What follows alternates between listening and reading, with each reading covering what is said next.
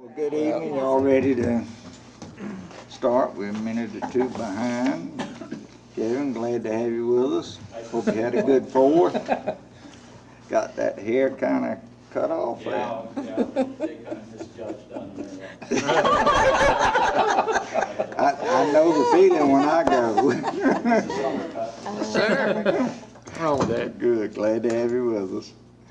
All right. Well, at the beginning, we'll call the meeting to order and let's have a moment of silence, please.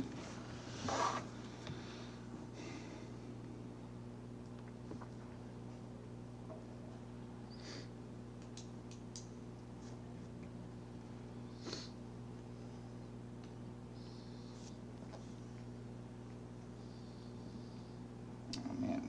Thank you. And if you'll stand for the pledge, we'll and salute. Pledge allegiance to the flag of the United States of America and to the republic for which it stands, one nation under God, indivisible, with liberty and justice for all.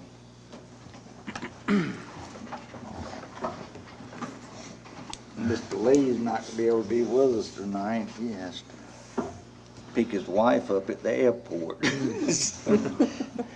City tried to get out of it, Couldn't get an Uber. but that wouldn't work. So, all right. If we could get a motion to approve tonight's agenda for July 16 regular board meeting. Mr. Chairman, I make a motion to approve the agenda for this July 16th, 2018 regular board meeting.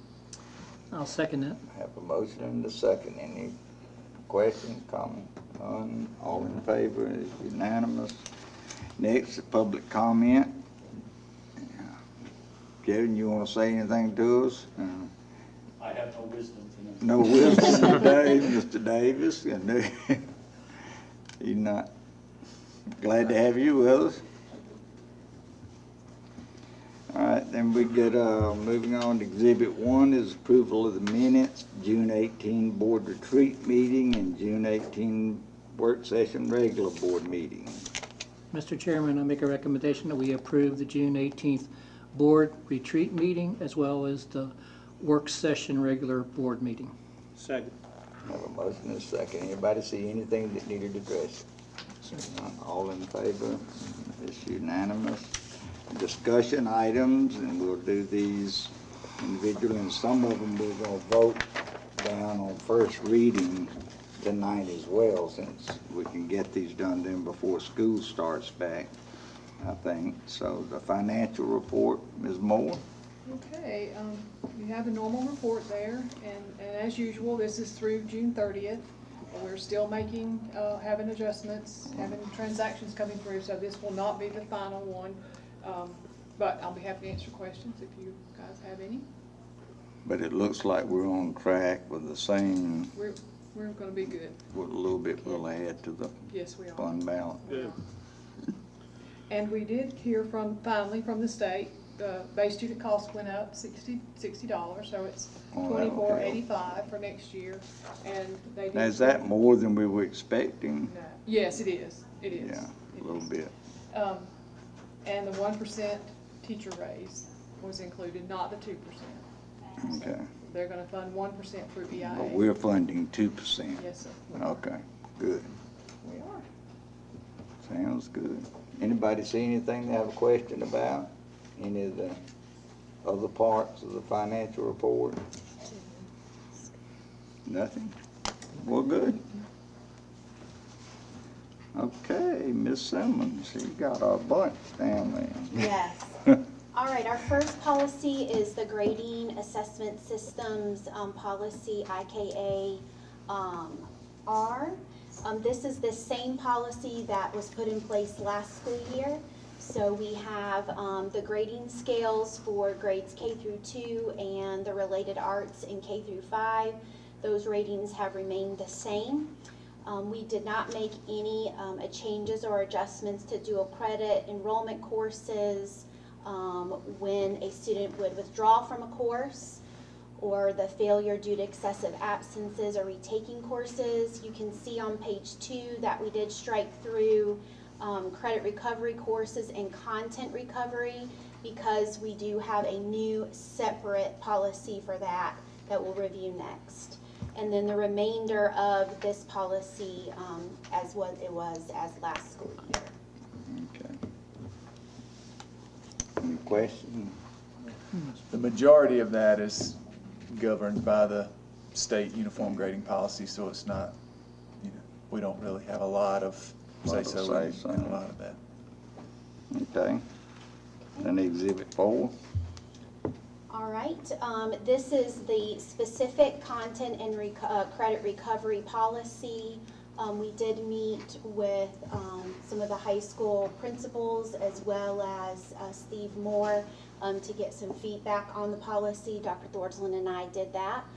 So you can see that the content recovery, the eligibility and the grading is a lot more specific. The eligibility will come through recommendation from the classroom teacher. There really isn't a limited amount of courses that they can take for content recovery. But down in the grading, we've included some specific timelines for when assignments have to be completed, no later than 1 week after the course. For a senior, they have to have it completed by the last day of their exam, and you can continue to see the rest of those grading specifics there, which is a lot more detailed than what we had before. Under the credit recovery, you can see that it also has a specific eligibility. So the students have to attain a grade of 50 or higher in their initial credit course to be able to be accepted for their credit recovery classes. They also have to complete an application and have consent from their parent or guardian.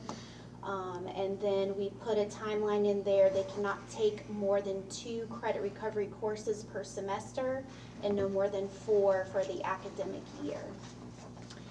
And in the last policy, there wasn't really a substantial number to go with excessive absences. So we did put 15 unlawful absences in a semester course or 8 in a half credit course there to be a little more specific. And then we have some just details there on the instruction and curriculum as far as obviously based on state curriculum standards. And that would also be assigned by the teacher who is assigned to the student who had the failing grade in that initial course. And then for the grading, we have almost similar types of timelines as we did for the content recovery. If it's a summer session, no later than August the 15th of that current academic year. And then also down at the bottom, we have costs. Typically, there's no charge, but there could be times where there could be. So it's really important that we stated there that the parent or guardian would be responsible for those costs. And just in general, content recovery happens during a course. If a student, for some reason, misses a portion of the course, just, maybe they had a traumatic event and they just bombed for a month and the teacher wants them to go back and redo content. That's teacher recommendation while the course is going on. It gives the student a chance to recover something he or she wasn't successful with. Credit recovery comes after the course. They weren't successful in getting the credit they need, so they do additional work to make up the credit. Right. We had some discussions about not giving a grade below 50 because, obviously if it's And that's still, the first part of the year and you've got a 25 average, you're not going to pass the course. Right. So, That's still in as the floor grade. okay, but you said they had to have at least a 50 which, in order to do credit recovery. So that's pretty close enough, I know mathematically, but so basically we're saying you have to show at least a minimal amount of effort to even be eligible for this. If you show no effort, you're going to have below a 50, and it's, just to be honest, it's pretty hard to get below a 50 in a course where the floor grade's 50 for the first half of the course. You have to, really work at it pretty hard to get below a 50. So, or not. right. Yeah. Okay. Okay. All right, Right, the next has to do with the employability credential, which was the South Carolina High School Credential Course of Study, which we talked some about at our board retreat last time. So the IKFC policy basically just states that this is a course of study where, you know, you would have a student with disabilities and you're trying to get them to acquire employability skills. Also, it is an IEP team decision to agree that the student would be on this track where they would have to master career-based educational program skills, independent work experience, daily living skills, and then also they would be looking at their information of their grades, achievement assessments, just making sure that they're making the best decision for the student. And also under the annual notification, it's very important that a parent or guardian doesn't get confused that this is not a high school diploma track. So it's an annual notification that they would have to give to the parent or the guardian during this process. And it would start at the end of their 8th grade year, you know, planning those post-secondary goals for them when they enter the 9th grade. Do you see that number of students going up for us? That we're having more students we're sending on that track than? Well, this was the first year that they would have even, you know, went that route. But as far as just non-diploma students, what we would have typically called our STARS students, Right. I would think it would. it's probably gone up some, not tremendously, but that's something we could certainly get some Absolutely. statistics, get some information I on just for you. noticed where, when you get into executive session on personnel, we seem to be Our special ed hiring a numbers. number of special You're ed right. people, and I just wondered. And I can tell you confidently that the number of special ed students in our district has increased over the last 3 or 4 years. There was a time, it was actually back when Dr. Truesdale was here, probably 2005, 2006, we peaked. And then we started declining for the next several years, just slight declines. But the last 2 or 3 years, it has gone sharply up again. Mike, do you have any statistics that shows how we compare to the state on each one of those categories? I do not, but that's something we should be able to get. Yeah, we just got, we're continuing to get data back, but I know like SC Ready, it just came in today, so Greg's been looking at that too, so. So we'll, Be interesting I know to look at that. nationally, we're well above the national average. And when I say well above, we're probably 16% special education. I think the national percentage is probably 12. 12, I think it used to be. So, but that's pretty significantly above. I mean, Yeah. Should we look at why, or why we think? Well, and that's something we're gonna have to examine and, because you wouldn't think we should be tremendously above. And I'm sure there are pockets around the country. It's not Oh, gonna be yeah. 12% everywhere. It's gonna be some higher than 12, some lower than 12. The one piece of information that we got in the last month that was very, somewhat surprising to me, very telling, was our kindergarten readiness scores, which is a test that incoming K-5 students take across our state. And our scores were miserable. I mean, they were bad. I mean, almost I-95 corridor bad, which was surprising to me, that we were well below state averages on the kindergarten That readiness. would tie into the It would- special ed increase later on. It would tie in, but it also shows that if we're getting students to, you know, I know our goal's top 10 districts, but even if we're getting above state averages, we're moving in the right direction, because at least last year's cohort, which it was a new test, so it's the first year we've given the KRA, but it was pretty eye-opening. I'll get that information and forward it to you so you can examine it as well, but it was a little, you know, somewhat discouraging to think that But our I know we've been kindergartners- trying to increase our 4K Right. classes, and it And we seems have. like there's even More than- more of a need on justification. Right. 'cause Your it's so hard. psychological evaluations are not 100% accurate all the time. You know, there's some fluctuation there. For sure. You got two evaluators, one may have them a little bit over this way and one the other way, so there's some of that comes into play as well. Yes. Okay. The next policy just goes into more detail on the South Carolina High School credential. It talks about the program participation determination, like I mentioned. This starts no earlier than the end of the student's 8th grade academic year. And then again, we talked at our last meeting about the credential requirements. So there are those 24 units of coursework aligned with the South Carolina Profile of Graduate and also the College and Career Ready Standard. So you can see the different classes that are listed there. That we'll be working between our high schools and the Career Center on that partnership on making sure we're getting those requirements met. And then they'll also be required to create a portfolio that they will be able to share for career purposes, take a work readiness assessment, they'll look at those results, and then their work-based learning and training. That's about 360 hours there that we'll be working with Hamilton Career Center and other area businesses with that. And then you can see there at the bottom what the work-based learning and training program looks like.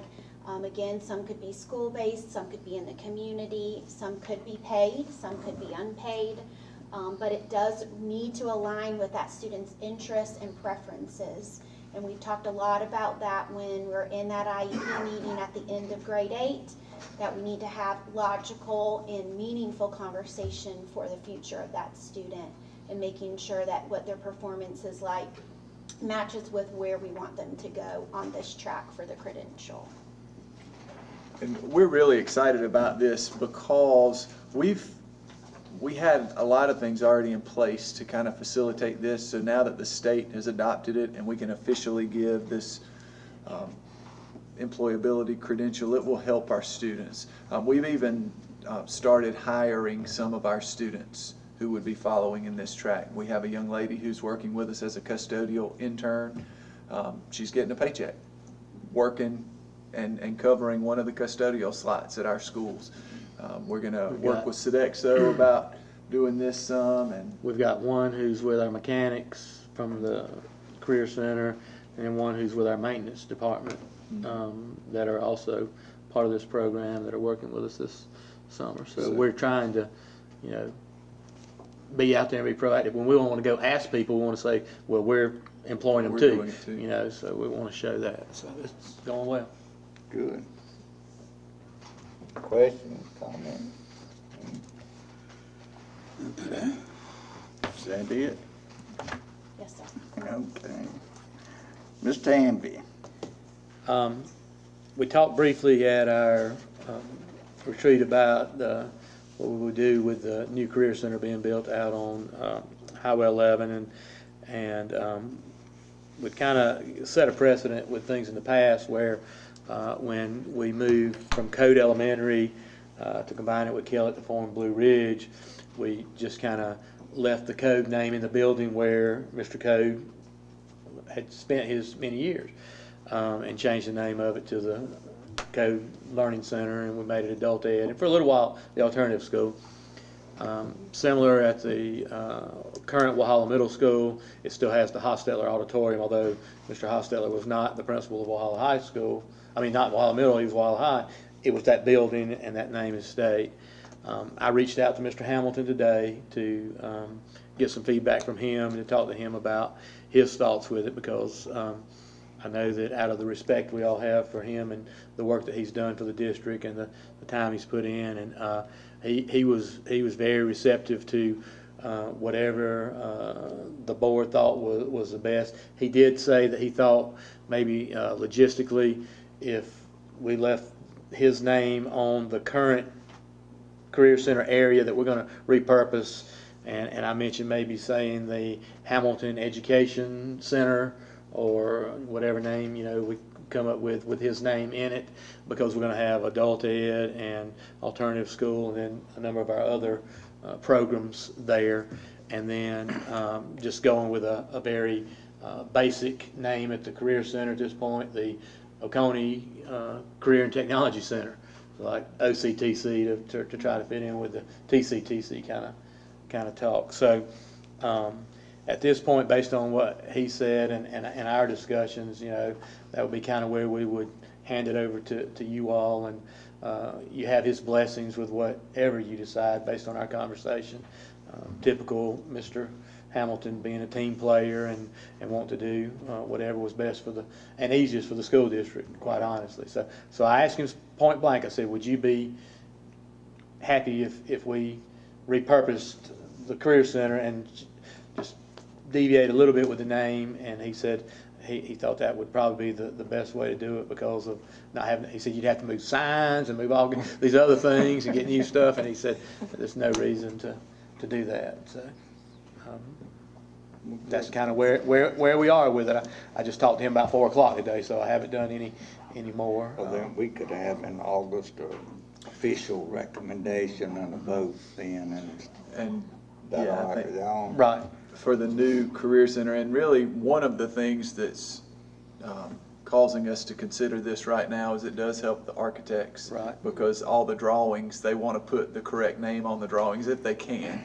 And So the I folks in think our Columbia want the name on it, if at all possible, like we Our- have to get the address, so it's a, recommendation next month will be Oconee Career and Technology Center. yeah.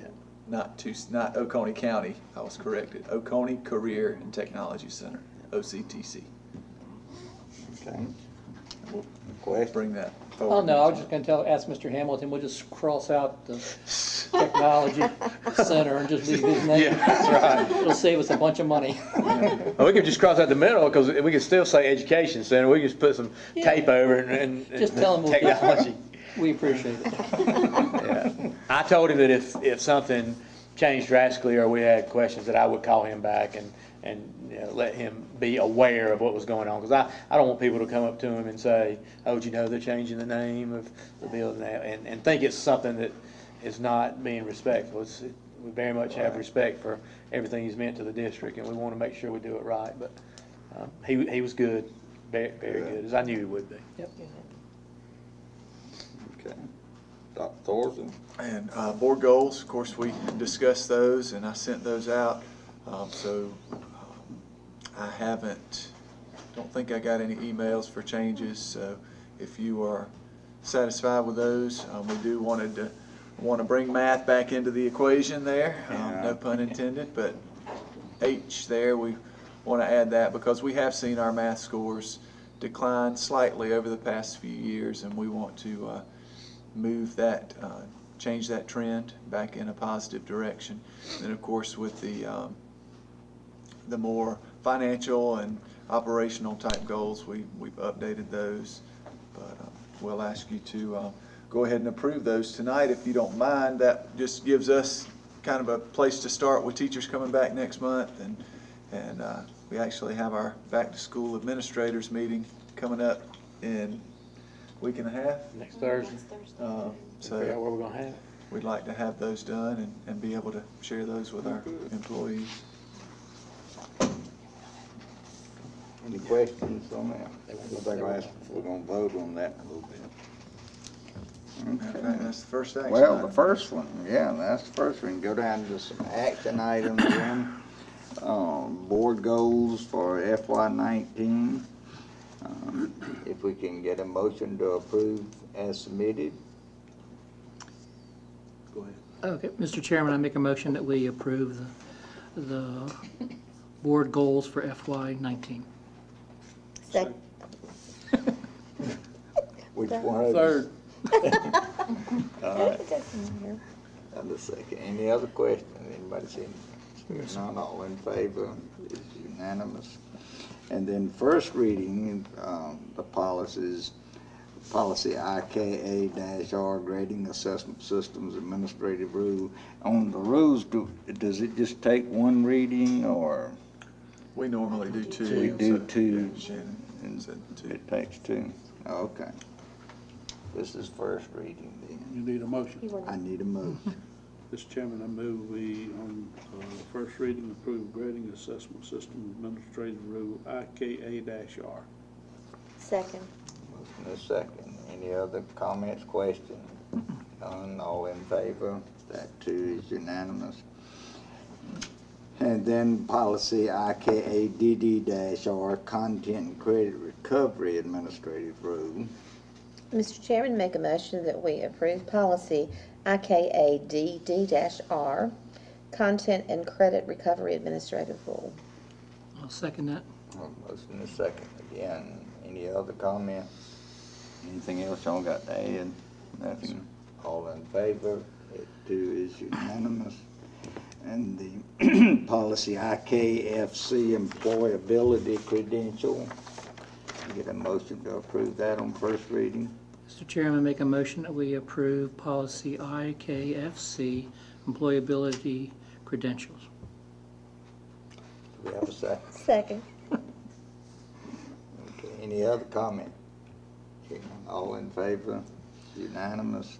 And then policy IKFC-R, employability credential administrative rule.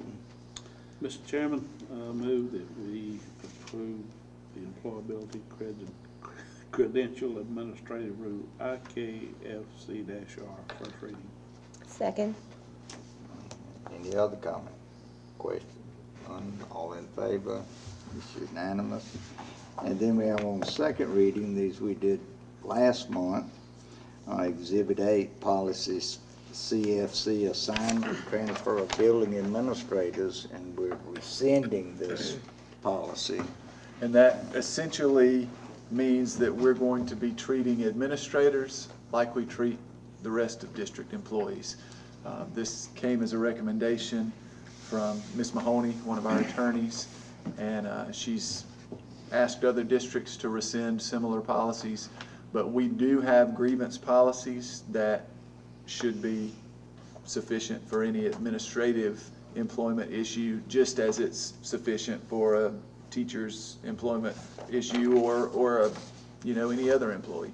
So it's just treating our administrators like we treat all other employees, which is a good thing. Particularly for grievance. For grievance, Yeah, if it's an yeah. employment decision, if Yeah. they're being changed from one job to another, just as if a teacher was being changed from one job to another, they would have grievance rights. We're saying administrators should have really no more rights than any other group of employees. Okay. So do I have a motion to approve on second reading policy CFC? Mr. Chairman, I make a motion that we rescind on second reading policy CFC, assignment and transfer of building administrators. Second. Motion and a second. Any other questions? Hearing none, all in favor? It is unanimous. Exhibit 9 is policy JICFAA, harassment, intimidation, or bullying. And I'd like to combine my two, if that's okay, All right, because that'll they, be fine. We because can do the, it 9 and 10. the bullying incident record form is referenced in the policy, is making sure that we are documenting. That's good. And we worked with our community group to make sure everything was good, got some good feedback from them, and feel good about this. And we'd like to get it into all our manuals, behavior guides, et cetera, so that we can do it. Basically, it just puts in more specific steps that we're going to do that you see in the red to make sure that that we're aware. It also allows parents, and that, which we've done in the past, but it makes better known parents and/or the student can bring that to the attention of the administrator, and gives the administrator very specific steps to follow through, so that if we go back and we want to say, okay, how many instances do we have with this person, or with this victim, or with this, we have that right there available to us. So I don't think there's anything else that really needs to go along with it other than what we've said. You can see the changes there in the red. Okay. Any questions? If we get this is second reading and is Ms. Tammy requested we can do these together, JICFAA, harassment, intimidation, or bullying, and JICFAA-E, the bullying incident report. We get a motion to approve those on second reading. Mr. Chairman, I make a recommendation that we approve on second reading policy JICFAA, harassment, intimidation, or bullying, and policy JICFAA-E, bullying incident report form. And I'll second that. The motion and the second. Any other comments, questions? Hearing none, all in favor? Yes. Shouldn't have done that one. And then the only thing left is an executive session for personnel items, employment recommendations and changes. If we get a motion to go into executive session for those reasons. Mr. Chairman, I move we go into executive session for personnel items, employment recommendations / changes. Second. Motion second, all in favor? It's unanimous. Thank y'all. Appreciate you being with us.